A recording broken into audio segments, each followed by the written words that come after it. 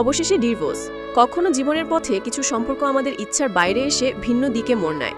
দীর্ঘ পোস্টে আবু তাহা মোহাম্মদ আদনানের অ্যাডমিন তার ভেরিফাইড ফেসবুক পেজ থেকে সবটা জানান। তিনি লেখেন, দীর্ঘ আলোচনার পর এবং দেশের বরেণ্য মুরব্বী ওলামায়ে কেরামদের পরামর্শ ও মাশওয়ারার ভিত্তিতে উস্তাজ আবু তাহা মোহাম্মদ আদনান ও তার প্রাক্তন স্ত্রী সাবিকুন নাহার এর পারিবারিক বিষয়গুলো শরিয়া সম্মতভাবে সুন্দরভাবে নিষ্পত্তি করা হয়েছে। আলহামদুলিল্লাহ। সমাধানের সর্বশেষ আপডেট নিচে তুলে ধরা হলো।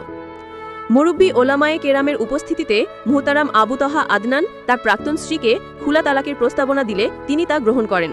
ফলে বর্তমানে তাদের মাঝে কোনো বৈবাহিক সম্পর্ক অবশিষ্ট নেই।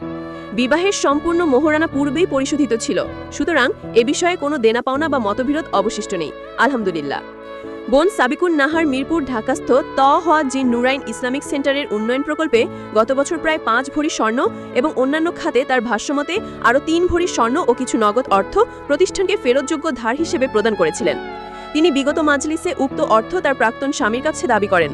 ওলামায়ে মাজলিস বিষয়টির পরিশোধের সময়সীমা নির্ধারণ করে দেন, যা উভয় পক্ষই গ্রহণ করেছেন। এই অর্থ তার শরী হক এবং প্রতিষ্ঠান নির্ধারিত সময়ের মধ্যে তা পরিশোধের সচেষ্ট রয়েছে ইনশাআল্লাহ। সামাজিক মাধ্যমে 8 ভরি স্বর্ণের বিনিময়ে তালাক হয়েছে এমন ভিত্তিহীন গুজব সম্পূর্ণ মিথ্যা ও অসত্য। উস্তাজ আবু তাহা আদনান বা তার প্রতিষ্ঠানের সাথে এ ধরনের প্রচার বা প্রচারণার কোনো সম্পর্ক নেই।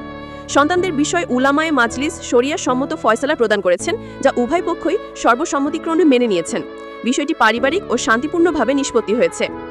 শেষ কথা, প্রিয় ভাই ও বোনেরা, এই বিষয়টি এখন সম্পূর্ণভাবে সমাধান হয়ে গেছে।